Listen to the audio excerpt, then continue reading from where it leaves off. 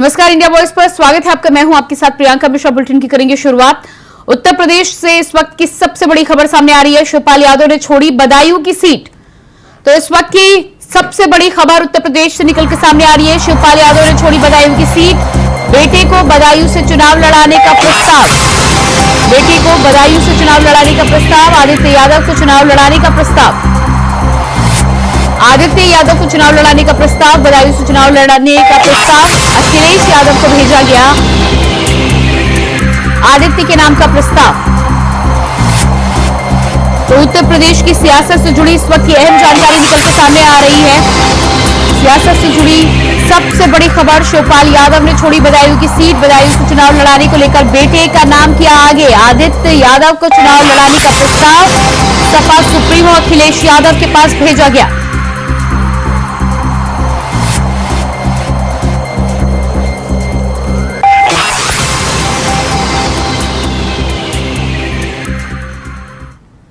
आदित्य यादव के नाम पर पहली बार मोहर लगाई। क्या आदित्य यादव चुनाव लड़ेंगे बताइए सर? देखिए, यहाँ सम्मेलन में तो प्रस्ताव पास कर ही दिया है। तो जब प्रस्ताव सम्मेलन ने पूरे कार्यकर्ताओं ने कर दिया है, अब ये प्रस्ताव जाएगा राष्ट्रीय नेतृत्व के पास। तो अब राष्ट्रीय नेतृत्व भी सहमति मिल जानी चाहिए। आदित्य यादव के नाम पर पहली बार मोहर लगाई। क्या आदित्य यादव चुनाव लड़ेंगे बताइए सर? देखिए, यहाँ सम्मेलन में तो प्रस्ताव पास कर ही दिया है। तो जब प्रस्ताव सम्मेलन ने पूरे कार्यकर्ताओं ने कर दिया है, अब ये प्रस्ताव जाएगा राष्ट्रीय नेतृत्व के पास। तो अब राष्ट्रीय नेतृत्व भी सहमति मिल जानी चाहिए। तो उत्तर प्रदेश की सियासत से जुड़ी बड़ी जानकारी सामने आ रही है। हम लोगों को राजनीति करते करते 47 साल हो गए।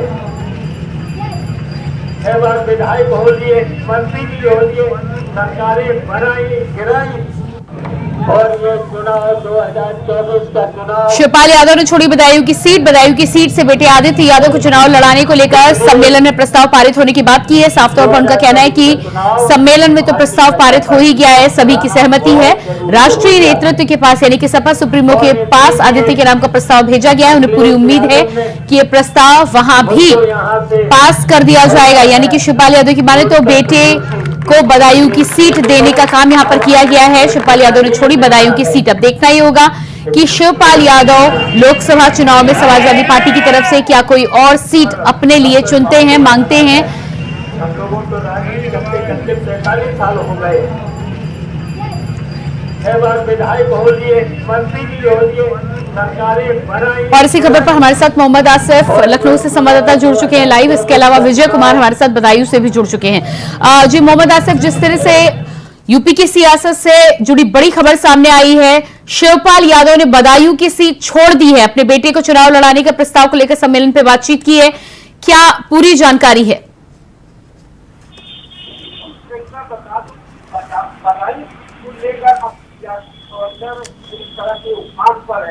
बदायूं सीट पर शिवपाल यादव को लेकर यह कहा जा रहा था कि आदित्य चुनाव नहीं लड़ना चाहते थे और काफी दबाव के बाद उन्होंने हामी भर ली थी। यहाँ पर अगर बात करें शिवपाल यादव के बेटे की, तो शिवपाल यादव के बेटे को यहाँ से चुनाव लड़ना तय माना जा रहा था, लेकिन समाजवादी पार्टी से शिवपाल यादव के साथ एक बड़ा खेला हो गया था। और यही वजह रही कि शिवपाल यादव लगातार नाराज चल रहे थे। अगर बात करें समाजवादी पार्टी की, तो समाजवादी पार्टी इस लोकसभा चुनाव में बदलापुर बन गई है। बदलापुर इसलिए कहा जा सकता है कि जहां पल्लवी पटेल कभी हिस्सा हुआ करती थी समाजवादी पार्टी का, ओम प्रकाश राजभर भी हिस्सा हुआ करते थे, स्वामी प्रसाद मौर्य भी हिस्सा हुआ करते थे, और इन नेताओं ने पार्टी से अलग होकर अब समाजवादी पार्टी के सियासी पिच पर कांटे बिछाने में जुट गए हैं। और बदायूं सीट की बात करें तो बदायूं सीट काफी शुरुआती दौर से ही चर्चा में रह चुकी है। यहाँ पर शिवपाल यादव अपने बेटे आदित्य यादव को सेट करना चाह रहे थे। सूत्रों का यह भी दावा है कि शिवपाल यादव आजमगढ़ से चुनावी तार ठोकना चाह रहे थे, लेकिन उनके साथ लगातार खेला पर खेला होता चला गया। और यही वजह रही कि शिवपाल यादव ने ऐसा दांव खेला कि सांप भी मर जाए और लाठी भी न टूटे। सूत्रों के मुताबिक जिस तरह से संभल में कार्यकर्ता सम्मेलन हुआ और कार्यकर्ताओं ने बदायूं सीट पर आदित्य यादव के चुनाव लड़ने की मांग किया और इसके ठीक बयान शिवपाल यादव बड़े ही खुशी के साथ उनके बयानों को देखा जा सकता है कि किस तरह वह खुश नजर आ रहे हैं। उनकी हंसी रुकने का नाम नहीं ले रही है। तो कहीं न कहीं यह शिवपाल यादव का बड़ा दाव है। फिलहाल प्रस्ताव सपा प्रमुख के पास भेजा जा चुका है। अब देखना यह है कि सपा प्रमुख अखिलेश यादव क्या निर्णय लेते हैं, क्योंकि लगातार समाजवादी पार्टी प्रमुख अखिलेश यादव पर सवाल खड़े हो रहे हैं पार्टी के टिकट बंटवारे को लेकर। और यह भी कहा जा रहा है कि सपा प्रमुख ने धर्मेंद्र यादव को सेट कर दिया, मैनपुरी से डिम्पल यादव को भी सेट कर दिया है।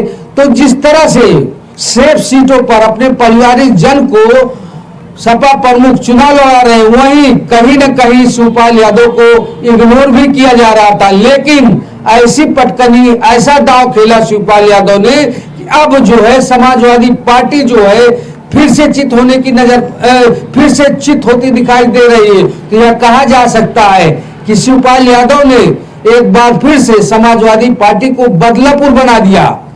बदलापुर का मतलब राजनीति में बदला लेने की भावना साफ तौर पर जाहिर हो गई है। जिस तरह से ओम प्रकाश राजभर और नेता कर रहे हैं, उसी तरह शिवपाल यादव का यह दांव देखने को मिल रहा है। जी प्रियंका जी बिल्कुल, बने रहिएगा आप हमारे साथ विजय कुमार भी बदायूं से बने हुए। जी विजय, जिस तरह से शिवपाल यादव का बयान सामने आया है, साफ तौर पर आदित्य यादव को बदायूं सीट से लड़ाने की यहाँ पर बातचीत करते हुए नजर आ रहे हैं।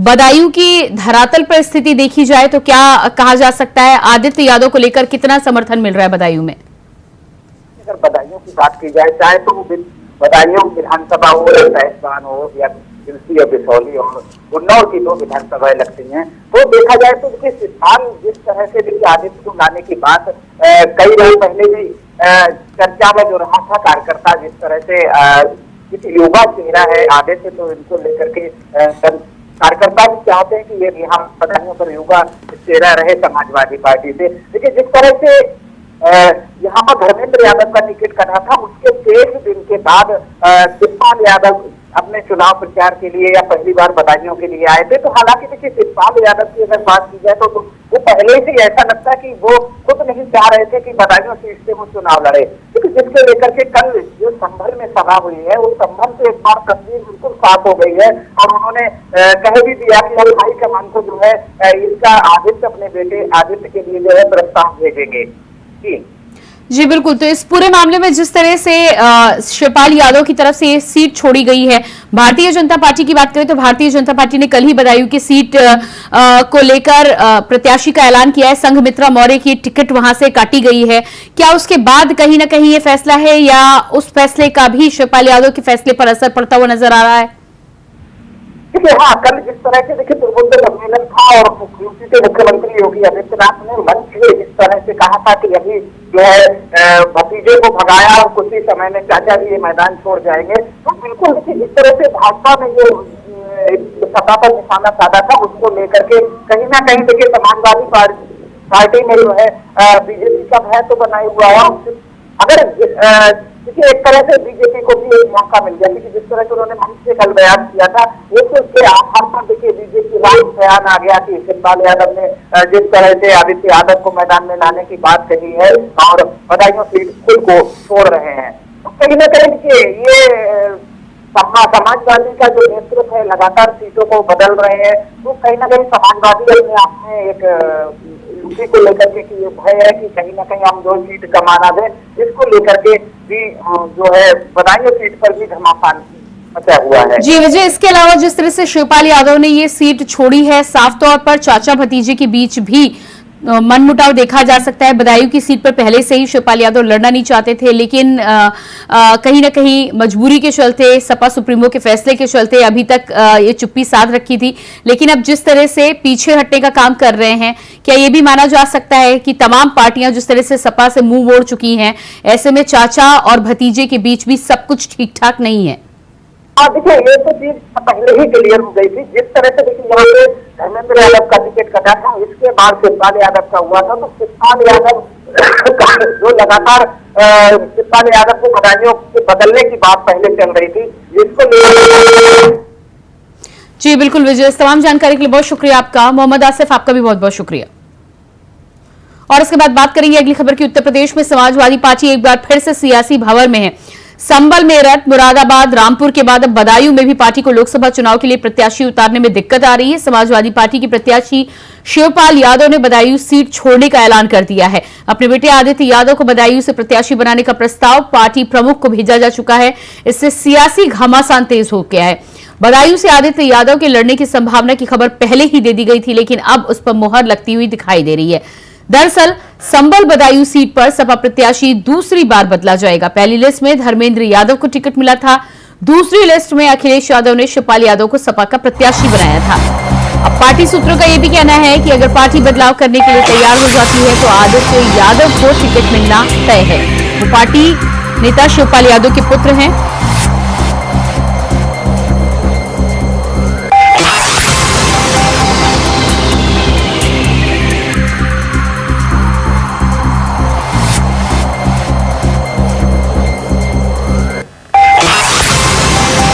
तो यूपी सरकार के मंत्री ओम प्रकाश राजभर का बयान निकलकर सामने आ रहा है। मुख्तार के घर जाने पर बोले ओम प्रकाश राजभर, घर जाने पर विचार करेंगे। इस बात पर चल रही है बातचीत। मुख्तार की मौत की सीबीआई जांच कराने पर भी बोले राजभर। परिवार एप्लीकेशन देगा तो जरूर होगी जांच, जिसको जैसे सुकून मिलेगा वो जांच कराई जाएगी। तो मुख्तार अंसारी की मौत को लेकर जिस तरह से यूपी में लगातार घमासान मचा हुआ है, ऐसे में सुभाषपा के अध्यक्ष ओपी राजभर का बयान निकलकर सामने आया है। आपको बता दें कि मुख्तार अंसारी की बेटी अब्बास अंसारी सुभाषपा से ही विधायक है। ऐसे में ओम प्रकाश राजभर का ये बयान निकलकर सामने आया। उनका कहना है कि अगर पार्टी एप्लीकेशन देती है तो जांच जरूर कराई जाएगी और जिससे जैसे सुकून मिलेगा उस आधार पर जांच पूरी कराई जाएगी। मुख्तार के घर जाने पर बोले ओम प्रकाश राजभर, घर जाने पर विचार करेंगे।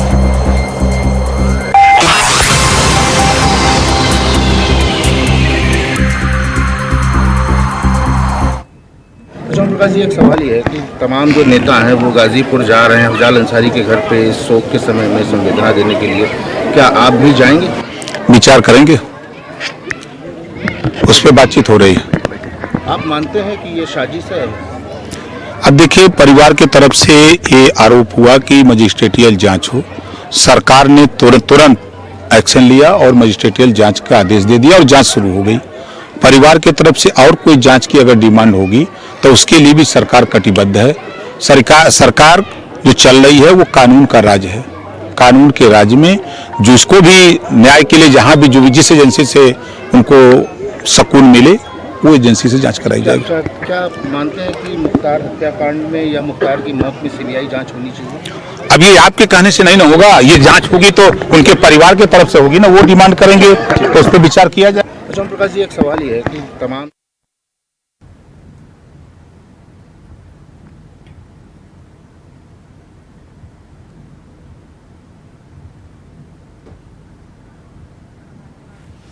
और इसी खबर पर लखनऊ से हमारे साथ संवाददाता मोहम्मद आसिफ लाइव जुड़ चुके हैं। जी मोहम्मद आसिफ, जिस तरह से ओम प्रकाश राजभर का ये बयान सामने आया है, साफ तौर पर उन्होंने कहा है कि मुख्तार अंसारी के घर जाने पर विचार करेंगे और दूसरी बात, सरकार में कानून का राज है, मैजिस्ट्रेटियल जांच का ऑर्डर दे दिया गया है और अगर परिवार एप्लीकेशन देगा तो जिस तरह की जांच, जिस एजेंसी से परिवार जांच चाह रहा है उस जांच पर भी आगे बातचीत की जाएगी। जी बिल्कुल प्रियंका, बता दूं कि मुख्तार अंसारी अब मुस्लिम मतदाताओं को लेकर मुद्दा बनते चले आ रहे हैं और लगातार उनके पक्ष में कई नेता उतर चुके हैं और जो परिजनों का बड़ा आरोप है जिसमें परिजन कह रहे हैं कि उन्हें जहर देकर मारा गया है, उनकी हत्या की साजिश रची गई है और उन्हें स्लो पॉइजन दिया जा रहा है। तो इस पर सपा प्रमुख अखिलेश यादव, बसपा सुप्रीमो मायावती समेत कई दिग्गज नेताओं ने मांग कर डाली है। और अगर बात करें ओम प्रकाश राजभर की, तो ओम प्रकाश राजभर ने 2 दिन पहले ही मुख्तार अंसारी को गरीबों का मसीहा भी बताया था और अब यह कहा जा रहा है कि ओम प्रकाश राजभर मुख्तार अंसारी के घर जा सकते हैं। और यह भी बयान आया है कि परिजन जैसी जांच चाहे वो ऐसी जांच करवा सकते हैं। तो प्रियंका, जिस तरह से यह बयान ओम प्रकाश राजभर का आया है, यह काफी बेहद गंभीर बयान है। और बात करें ओम प्रकाश राजभर और मुख्तार अंसारी के परिजनों की, तो इन दोनों के बीच काफी प्रगाढ़ रिश्ते हैं।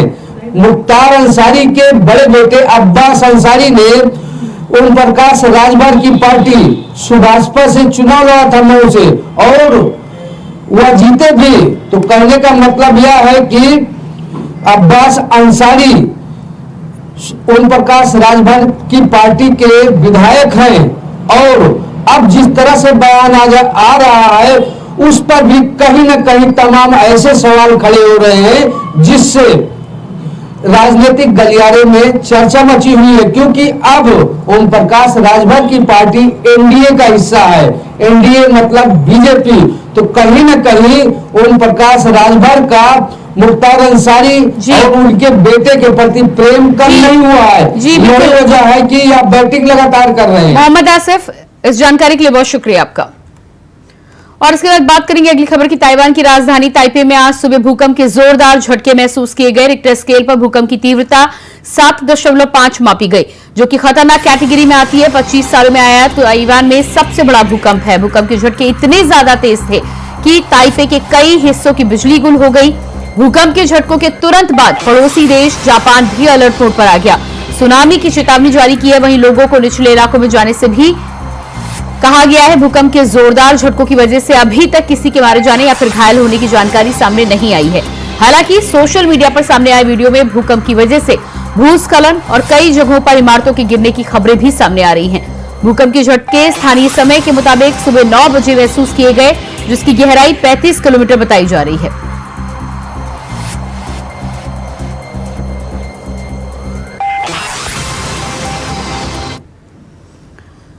और इसके बाद दिल्ली से बड़ी खबर सामने आ रही है। केजरीवाल की याचिका पर दिल्ली हाईकोर्ट में सुनवाई आज। गिरफ्तारी के खिलाफ दिल्ली हाईकोर्ट में आज सुनवाई।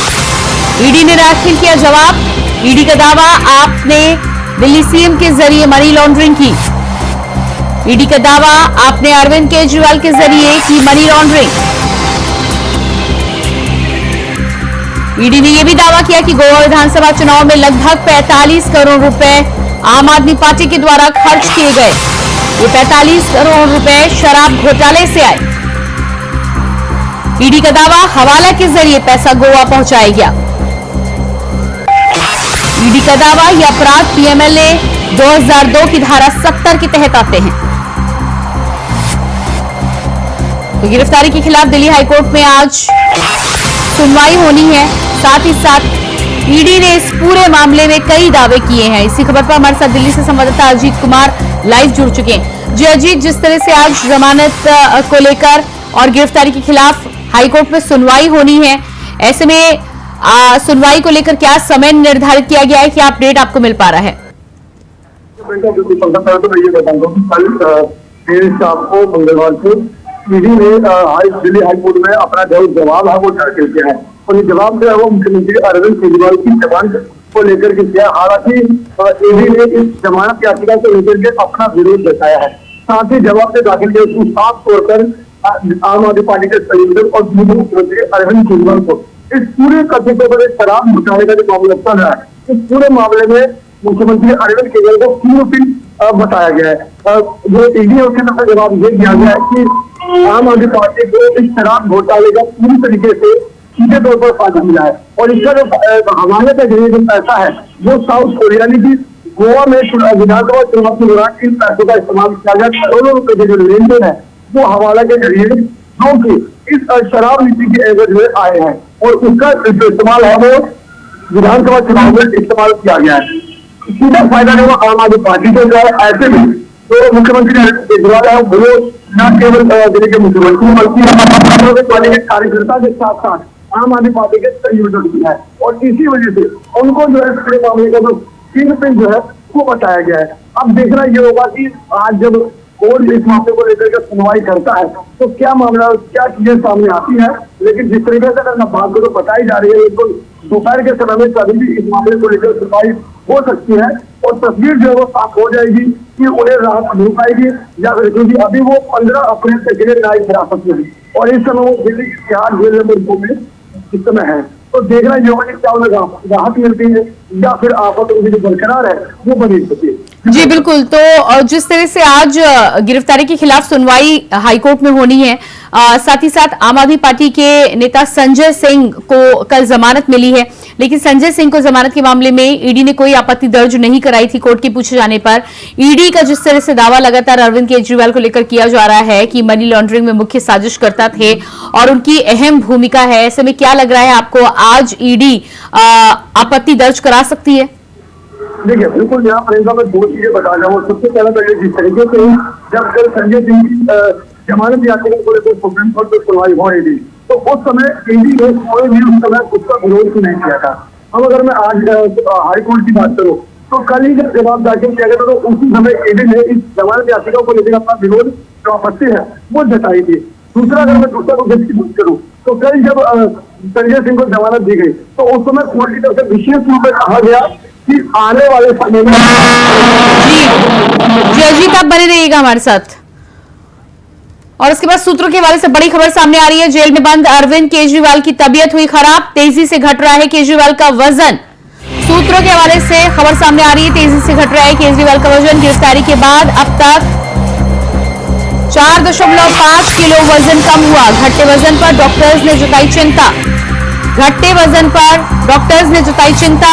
जेल में बंद अरविंद केजरीवाल की तबीयत बिगड़ी। गिरफ्तारी के बाद अब तक 4.5 किलो वजन हुआ कम। घटते वजन पर डॉक्टर्स ने जताई ये चिंता।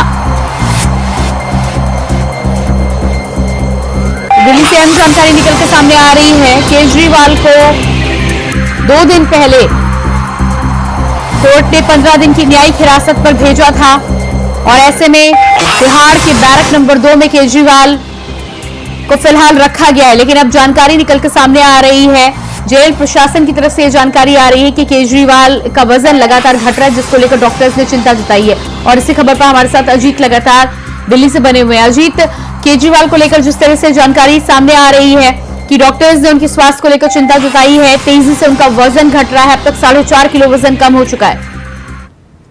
इस बात को मैं 2 तरीके से मैं बताना चाहूंगा कि पहला जो मामला इसमें, क्योंकि 1 अप्रैल को जब दिल्ली के मुख्यमंत्री अरविंद केजरीवाल को 15 अप्रैल तक के लिए न्यायिक हिरासत में भेजा गया था और उसके बाद से जेल नंबर 2 में उन्हें रखा गया है, जहाँ पर तमाम जो सीसीटीवी फुटेज से निगरानी में उनको रखा गया है। अब आज जो खबर सामने आ रही थी कि जो मुख्यमंत्री अरविंद केजरीवाल की जो सेहत है उसमें काफी जो तबियत खराब दिख रही है, क्योंकि जिस तरीके से उनका पहले से लगातार बताया जाता है कि मुख्यमंत्री अरविंद केजरीवाल की जो तबियत है उसमें काफी जो सेहत है उसमें काफी हद तक खराब है, क्योंकि उनका बीपी और शुगर में काफी जो फ्लक्चुएट है वो हो रहा है। अब आज एक बार फिर जिस तरीके से आएगा उनकी तबियत में काफी जो बिगड़ा देखने को मिला और तकरीबन 4.5 किलो का जो वजन है वो कम हुआ।